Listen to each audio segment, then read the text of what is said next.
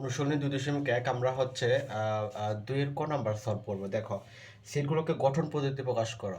তোমার এমনভাবে পড়াবো যাতে মনে হচ্ছে তোমাকে বই থেকে আমি প্রাইভেট পড়াচ্ছি, এরকমভাবে মনে হবে। তুমি ক্লাসটা একটু দেখো মনোযোগ দিয়ে। 3, 5, 7, 9, 11 সেটগুলোকে গঠন পদ্ধতিতে প্রকাশ করতে বলছে। গঠনকে এই যে এইভাবে গঠন, হ্যাঁ, গুণনীয়ক গুণিতক বা এইভাবে করে তোমার লেখতে হয় গঠন, আর তালিকা তো এই যেগুলো।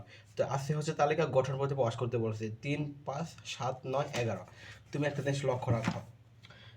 3, 5, 7, 9, 11 এটাকে গঠন পদ্ধতি প্রকাশ করে। এই কি বোঝাচ্ছে? এটা কি জোড় সংখ্যা? প্রথমে দেখবো জোড়, বিজোড়, গুণনীয়ক, গুণিতক কোনটা পড়তেছে, নাকি স্বাভাবিক সংখ্যা, নাকি পূর্ণবর্গ সংখ্যা, কোনটা পড়তেছে। দেখো, এটাকে অবশ্যই স্বাভাবিক সংখ্যা, কারণ এন এটা মাইনাস দেয় এক। তারপর দেখো 3, 4, 5, 6, 7, 8, 9, 10, 11 তুমি ধরতে পারছো। আশা করি এটা বিজোড় সংখ্যা। তুমি কি লিখবা? অতএব নির্ণয় সেট, নির্ণেয় নির্ণেয় সেট সমান এক্স এলিমেন্ট অফ এন। কারণ এন লিখলাম কেন? কারণ স্বাভাবিক সংখ্যা এন থেকে 1, 2, 3 যা আছে। আর জেড মানে হচ্ছে 1, 2, 3 প্লাসের এবং মাইনাসেরও হবে 1, 2, 3, মানে প্লাসেরও হবে মাইনাসেরও হবে জেড। হ্যাঁ, মানে প্রথমে 0, 1, 2, 3 এবং এইদিকে -1, -2, -3 এবং 1, 2, 3 এভাবে হবে। আশা করি বোঝাতে পারছি। জেড মানে মাইনাস প্লাস থাকবে, আর এন মানে শুধু প্লাসের থাকবে। এখানে শুধু প্লাসের জন্য এন দিছি। এরপরে such that x বিজোড় সংখ্যা। এটা কি সংখ্যা? বিজোড় সংখ্যা, জন্য বিজোড় সংখ্যা লিখছি। এবং 1-এর থেকে বড় এবং 13-র থেকে ছোট। 1-এর থেকে বড় এবং 13-র থেকে ছোট। দেখো, 1 বিজোড় সংখ্যা, 1 কিন্তু বিজোড় সংখ্যা। 1-এর বড় হচ্ছে 3 এবং 11, 11-র পর বিজোড় সংখ্যা কত? 13, এই জন্য এটা লিখছি। তুমি বলবা এটা লিখবো না, আরো অনেকভাবে অ্যান্সার দেওয়া যায়। তুমি লিখবা হচ্ছে x element of n such that x বিজোড় সংখ্যা এবং এই দেখো 3-এর থেকে বড় বা সমান এবং 11, এটা দিলেও সঠিক, 100% সঠিক। তুমি যখন এটা অ্যান্সার দেবো না, তুমি আরও দিতে পারো 1-এর থেকে x বড় এবং 11-র থেকে ছোট বা সমান, মানে এইগুলো লেখাগুলো এগুলো হবে। আর পরে তুমি আরও অ্যান্সার দিতে চাও, যদি তুমি আরও দিতে পারো 3-এর থেকে বড় এবং 13-র থেকে ছোট বা সমান। তাহলে এগুলো কিভাবে লিখলাম? দেখো, 1 কিন্তু বিজোড় সংখ্যা, 1-এর থেকে বড় হবে, 13 থেকে ছোট হবে, এবং 3 এই সংখ্যা যেখানে আছে এই সংখ্যা তুমি এখানে দাও, এই চিহ্নটা দিতে হবে, মানে 3-এর ছোট বা সমান 11-র থেকে, মানে 3-এর থেকে বড় বা সমান এবং 11-র থেকে ছোট বা সমান, এই 11, মানে এই সংখ্যা যদি বসাও একটা দাগ দিতে হবে। তুমি বলো আরও অ্যাডভান্স করে দাও, তাহলে 1-এর থেকে বড় এবং 11 এই সংখ্যা যদি এখানে বসাও, এখানে যে প্রথম সংখ্যা এবং সেই সংখ্যা যদি তুমি বসাও, এখানে দাগ দিতে হবে, মনে রাখবা। যেমন এই যে 3, আবার 3-এর থেকে বসাইছি এবং 11-র থেকে ছোট, মানে 11, 11, 12, 13, 13 থেকে ছোট। আশা করি বোঝাইতে পারছি। এবার খ নাম্বার দেখো, খ নাম্বারে কি বলছে, আমি প্রশ্ন না উঠাই। দেখো 1, 2, 3, 4, 6, দেখো এখানে জোড় সংখ্যা বিজোড় সংখ্যা দুইটাই আছে। হ্যাঁ, জোড় সংখ্যা বিজোড় সংখ্যা দুইটাই, তার মানে দেখো এটা কি গুণিতক? গুণিতকও না, গুণিতক মানে নামতাও না, 1-এর গুণিতকও না, তার মানে এটা কি গুণনীয়ক, 36-এর গুণনীয়ক। তুমি কি লিখবা? নির্ণয় set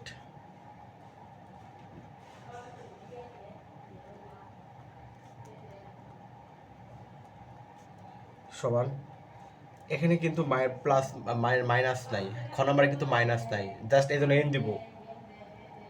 x element of N such that X comma, তুমি কি লিখবা? 36-এর গুণনীয়ক,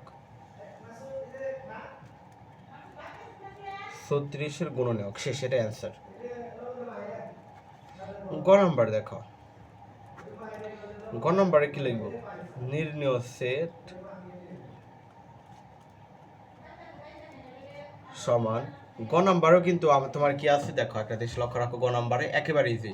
4 কে 4, 4 2 8, 3 4 12, 4 4 16, 4 5 20, 4 24 কে 4-এর গুণিতক, মানে 4-এর নামতা, এখানে গুণিতক, গুণিতক মানে নামতা, 4-এর গুণিতক। তুমি যেটা লেখো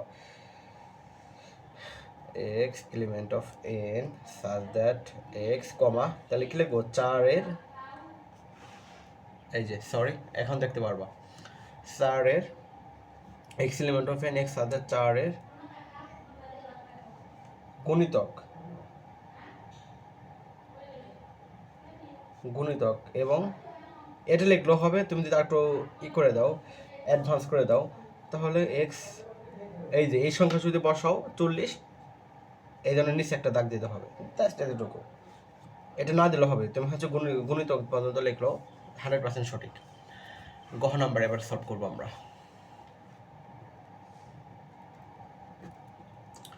গহ নাম্বার কি বলছে দেখো, +-4 +-5 +-6 আছে, +-4 +-5 +-6 আছে। দেখো +-4 +-5 +-6, এইটাকে আরেকভাবে লেখা যায়। কিভাবে লেখা যায়? 0 4 5 6, এবং এভাবে কি লেখা যায়?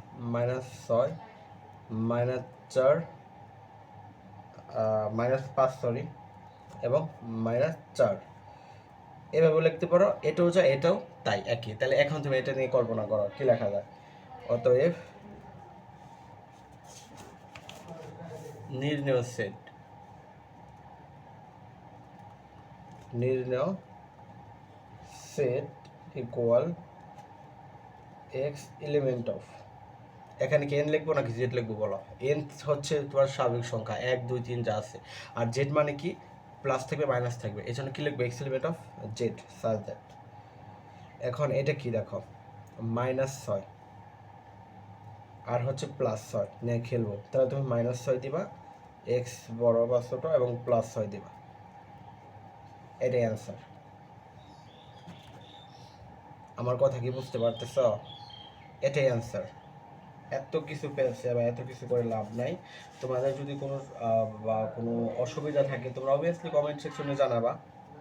হ্যাঁ, এই যে এখানে কি আমি কেন লিখলাম এটা,